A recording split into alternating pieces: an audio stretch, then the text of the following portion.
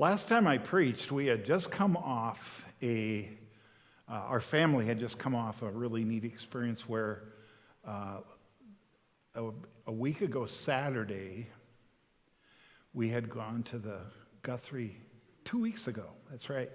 We had just gone to the Guthrie Theater, and I think I mentioned that here. And it struck me as I was preparing this message how many lessons we get from the stage or from dramatic productions. You know, Shakespeare said, all the world's a stage, and all of us are just actors on the stage. Well, if you take that analogy and apply it to the Christmas story, you've got major actors who get a lot of lines in the Christmas drama, if you will. Remember when you're a little kid and you'd have the Christmas program, and who gets to play Mary? You know, and who gets to be an angel? Who gets to be the angel of the Lord? You know, and Sue and I always joked around that when we were younger and we had Christmas programs in the church, Sue and I were assigned the job of being Joseph and Mary.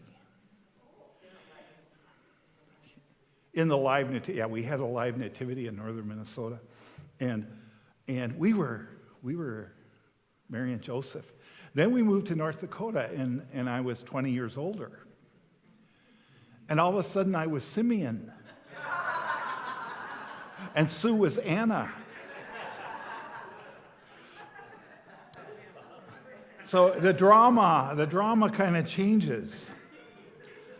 But every drama has its stars and its supporting characters. You know, if you think about the story of Scrooge, A Christmas Carol, you know, obviously you've got the main character Scrooge, you've got some pretty important Bob Cratchit, you know, the different ghosts of Christmas, past, present, future, all these major. But then, have you ever thought about Tiny Tim's older sister? Now, there's a bit part. Fezziwig, there was kind of a bit part, you know. At least he got a few lines, though. But I want to talk to you about a part of the Christmas story who doesn't get any lines today. I want to talk about Joseph, Jesus' stepfather. And I want to just think about what made him a great man. Even though we don't know a lot about him, we do know some things about Joseph. And what I learn about Joseph in Scripture is very instructive. It's very encouraging to me. And I hope it'll be encouraging to a lot of you, because maybe you don't see yourself as a star, as a big player in the church or in the kingdom of God. But you can still have a huge part to play in what God is doing in his church and through his church. So let's read this passage. We're going to deal with the Christmas tale or story event as it is recorded in Matthew, because Matthew gives a lot more attention to Joseph in some ways than Luke does. Verse 16, this is part of the genealogy that Matthew gives, and I think it's going to be up on the screen. Matthew 1:16 and following. Jacob, the father of Joseph, the husband of Mary, of whom was born Jesus, who is called Christ. Thus there were 14 generations in all from Abraham to David, 14 from David to the exile in Babylon, and 14 from the exile to the Christ. This is how the birth of Jesus Christ came about. His mother Mary was pledged to be married to Joseph, but before they came together, she was found to be with child through the Holy Spirit. Because Joseph, her husband, was a righteous man and did not want to expose her to public disgrace, he had in mind to divorce her quietly. But after he had considered this, an angel of the Lord appeared to him in a dream and said, "Joseph, son of David, do not be afraid to take Mary home as your wife, because what is conceived in her is from the Holy Spirit. She will give birth to a son, and you are to give him the name Jesus, because he will save his people from their sins." All this took place to fulfill what the Lord had said through the prophet. "The virgin will be with child and will give birth to a son, and they will call him Emmanuel," which means God with us. When Joseph woke up, he did what the angel of the Lord had commanded him and took Mary home as his wife. But he had no union with her until she gave birth to a son, and he gave him the name Jesus.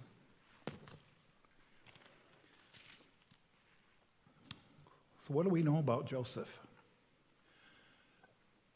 First of all, he was descended from David. According to the genealogy here, he was the 13th in line, the 13th generation away from his great ancestor, King David. So we know that he grew up knowing the story of David. He probably grew up because the Jews were very, very careful about their heritage. They were very careful about communicating the family tree, and carefully keeping track of genealogies. We know that he was aware that he was an heir. He was a descendant of David. There's some indication, actually, that both Joseph and Mary were part of David's royal line. Some people believe that Luke's genealogy that he gives in chapter 3 of Luke records Mary's genealogy, which also comes down from David. So Jesus may very well have been royal from both sides of the family. At the very least, we can say that Jesus was descended from David through his stepfather. Now, not by blood, if that's true, if Mary was not part of the royal line, but legally, Jesus was definitely an heir because he was adopted by Joseph. He became Joseph's child by marriage. So that's an interesting thing to think about, is the royalty that went into Joseph's heritage. And I'm tempted to spiritualize this, that we're all children of the King. But there is something really special about realizing that you have ancestors that really contributed to something, to who you are.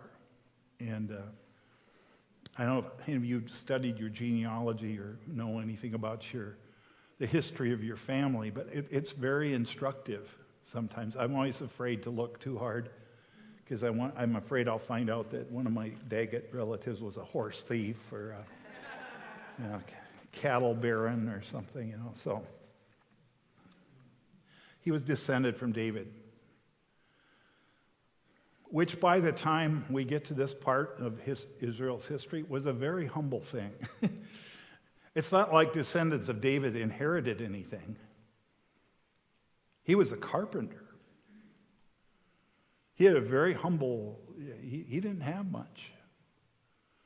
That's how far down the heritage of Israel had come.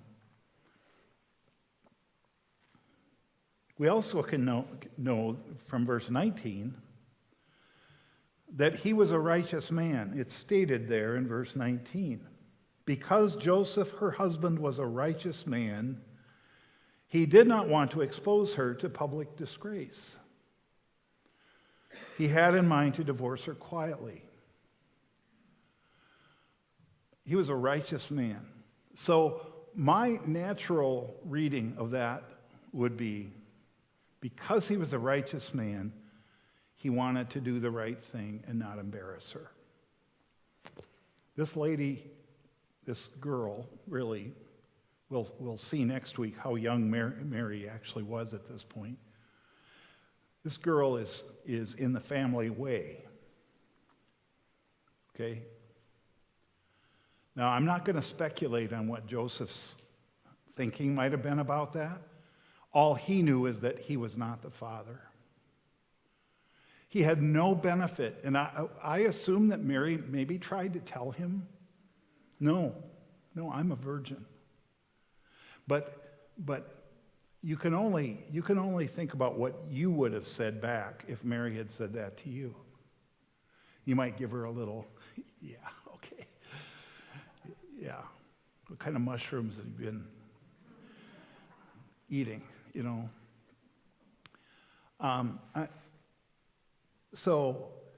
But he really didn't have a choice here.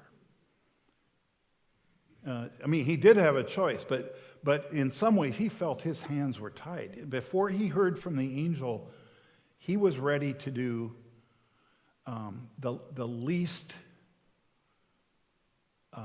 critical thing, the least violent thing that the law required.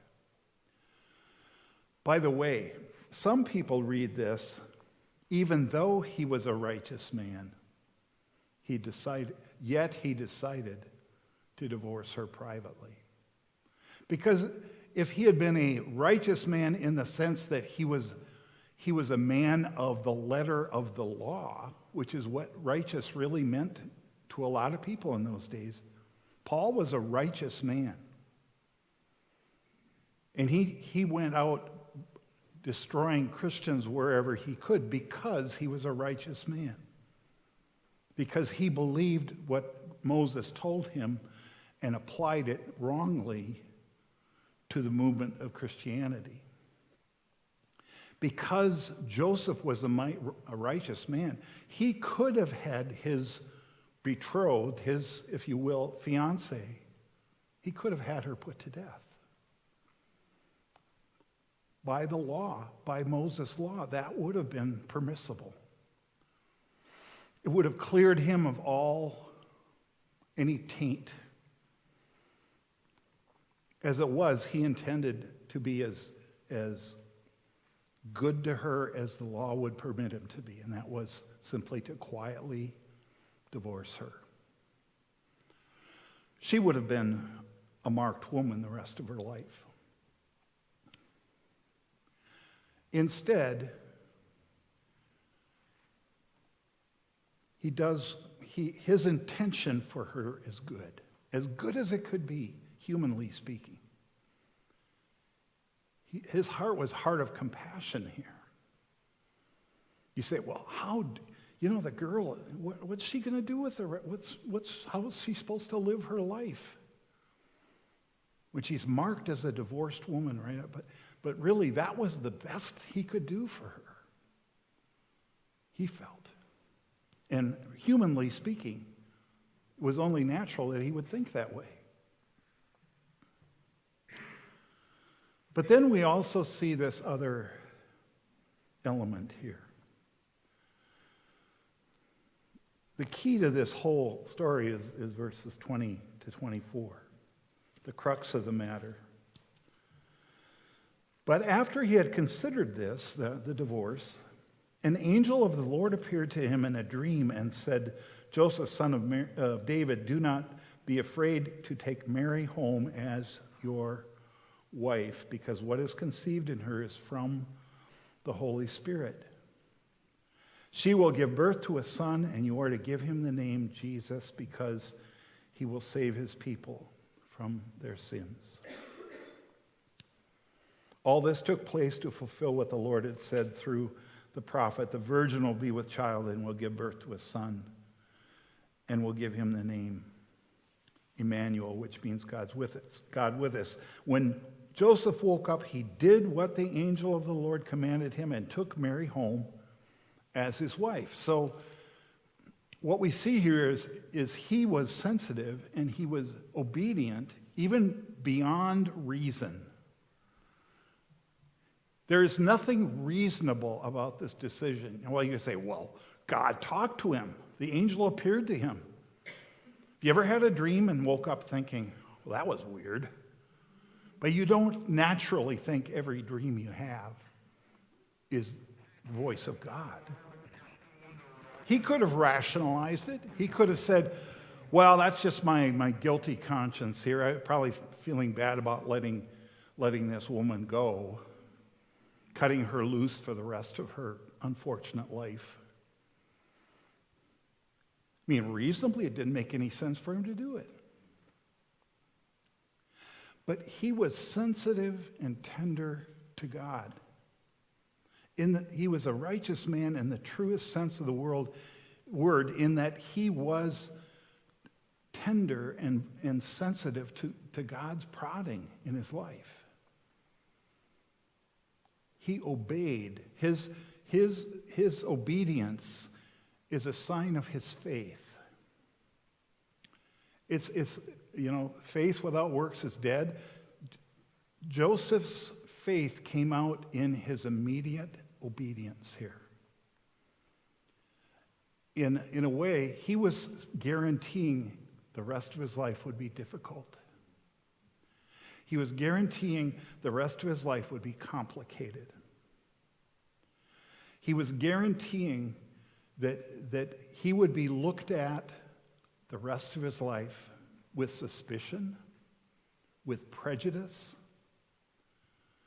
It wouldn't all fall on Mary, because by marrying her, he's in a sense acknowledging before the law, yeah, we jumped the gun.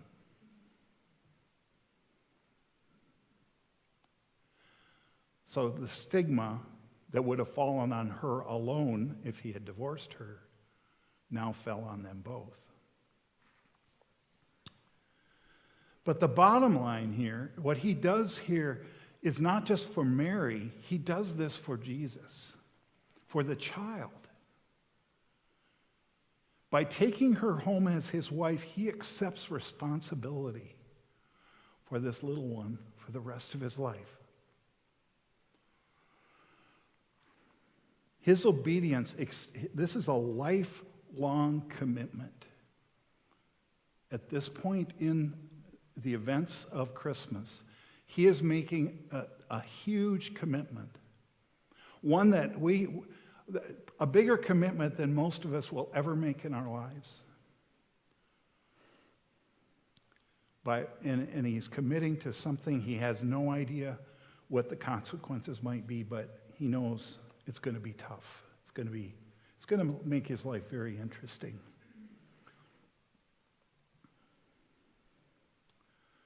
Then I see in verse 25 that he is a man of self-control. Did you notice that anything in what the angel said that talked about no hanky-panky when you get her home? Separate bedrooms. The angel did not say anything about that. Joseph seems to have done that on his own. But he had no union with her until she gave birth to a son, and he gave him the name Jesus. So Joseph took it upon himself to refrain from treating her, from consummating the marriage as any man would naturally want to do. And I think there's two reasons for that. Well, there's 2 points I want to make about that. First of all, I don't think Joseph wanted any subsequent question raised about whose baby this was. I think he wanted anybody who would hear, anybody who would accept an explanation, he would want to be able to say that to them out of his own integrity. It's not my child. There's no way it could be.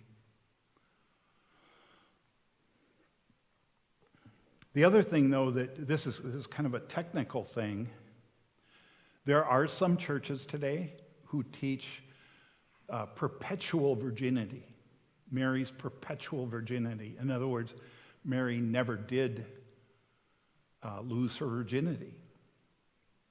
She never cohabited sexually with her husband. And therefore she was a virgin until she died. And I struggled to accept that based on verse 25. It says, until she gave birth to a son. In fact, there is a lot of evidence in the New Testament. Number one, there were a number of other children that belonged to Joseph and Mary. One of Jesus' brothers was an early leader in the church. So the idea of perpetual virginity has no basis that I can see in Scripture. I know that there are the churches that I'm thinking of, they have ways that they reason around that. But the plain teaching of Scripture seems pretty plain to me. Joseph was a saint. He was a righteous man, but he was a man. And Mary was a woman. And we don't need to apologize for that. This is not a sign that sex is evil and that if sex had ever entered into her life, she would have been somehow contaminated. And I think that's the unfortunate takeaway for some people from this idea of perpetual virginity, that somehow it's not God's best for us to know each other in that way. He was a man of self-control. There's no question about that. A man of real integrity.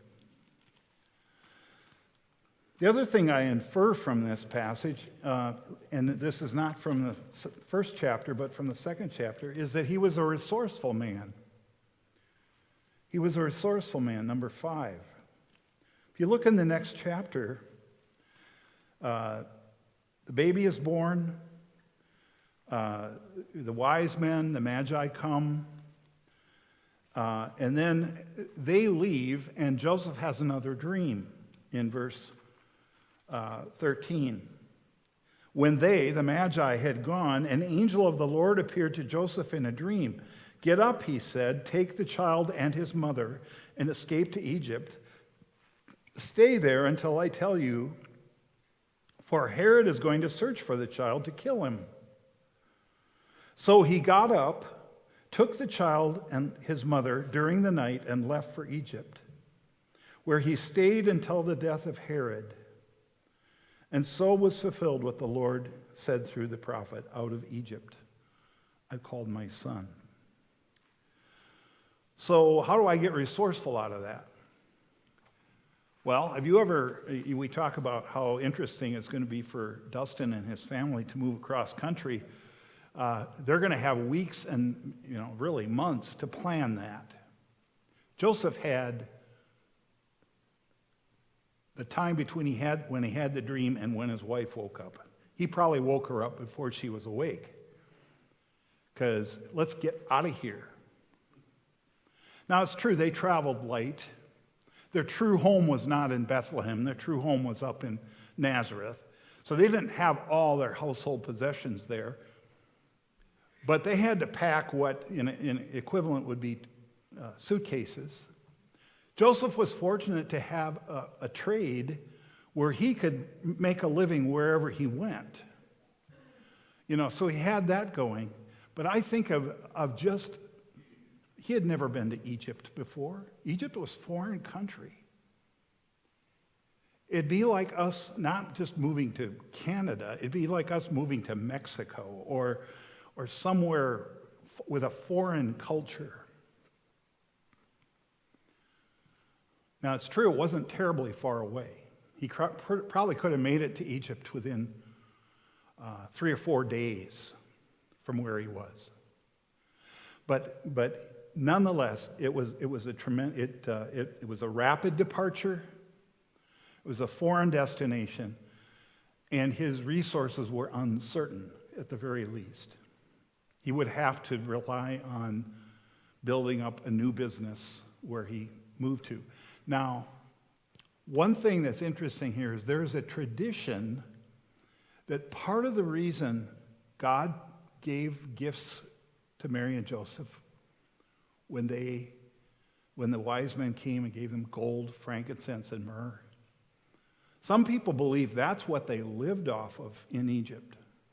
They were in Egypt for some time, at least 2 or 3 years.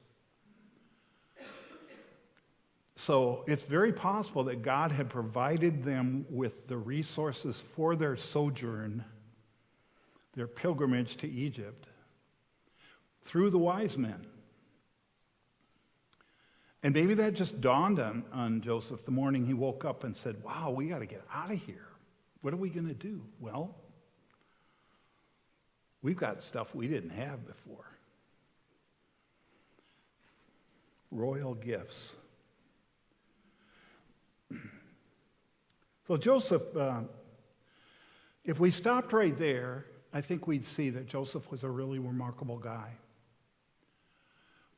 But there's one last thing that just overarches all of this. And that's what I started with. The sense of humility I get about Joseph. Joseph was not... Joseph didn't need to be in the spotlight, which is a good thing because he wasn't. he didn't need to be, look at me, everybody, He was content to serve in the background, both in life and in Scripture. He accepted the role of a supporting actor, if you will, in this drama of Jesus' birth. I want you to think about what it means to be a stepfather. Now, I don't know at what age Jesus would have figured out, you know what? Mary's my mom, but Joseph isn't really my dad. Kids are pretty perceptive about stuff like that. And it seems clear that by the time Jesus got to be 12, he knew. Because remember what he said in the temple? Don't you know that I need to be about my Father's business? So he knew that his father was the Father God. And he knew that Joseph was not. Yet, in some sense, Joseph was given the task of filling the role of an earthly father for all the years that he lived. And we don't believe Joseph lived until Jesus got to adulthood. We believe Joseph passed away before the events that are recorded in the Gospels.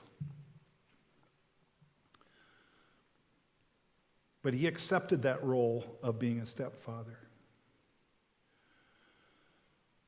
Joseph is mentioned total in all of the New Testament about 16 times. I thought it was quite a bit more than that, and then I realized, no, if you look up the word Joseph in the New Testament, it's there about 25 times, something like that. If you look it up carefully, though, those are not all this Joseph. Some of them are his kids. He had a son named Joseph who is mentioned in several passages. And then there's Joseph of Arimathea. His name shows up. So Joseph is only mentioned by name about 16 times. That's about half what Mary gets mentioned. Plus, Mary is in the story a lot longer. She's in the story at the cross. She's in the story at the wedding at Cana. She even gets lines there. She gets dialogue. She gets to talk in Scripture. But when it comes to Joseph, do you know that we don't have a single word that came out of Joseph's mouth recorded. And think about all the other people that do have their words recorded. Zechariah, who didn't have the faith to believe the angel when he first appeared to him. Elizabeth's husband. He gets a lot of lines. He gets a whole speech. Elizabeth. Of course, Mary. Even the wise men get lines. The shepherds get lines. Let's go to Bethlehem and see this thing that's come to pass, which the Lord has done. Joseph is silent, but I believe his words are not what's important about him. It's his heart. And I think about an element of Jesus' life that I wonder if Joseph wasn't used by God to help him be the servant leader that he became. What did Jesus teach his disciples at that last Passover, which was also the first occurrence of the Lord's Supper? After supper had come out and it was over, Jesus knew he had come from the Father. He was ascending to the Father. And so he got up and he lectured his disciples about how great he was. Is that what it says? No, it says, because he knew all that, he got up and girded him and took off his outer garments and girded himself with a towel and took a basin and began to wash his disciples' feet.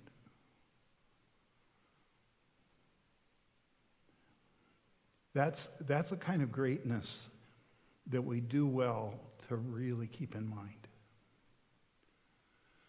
And I believe that's the kind of life that Joseph lived in front of his stepson. He lived a life where he taught his son what real service looks like, what real love looks like.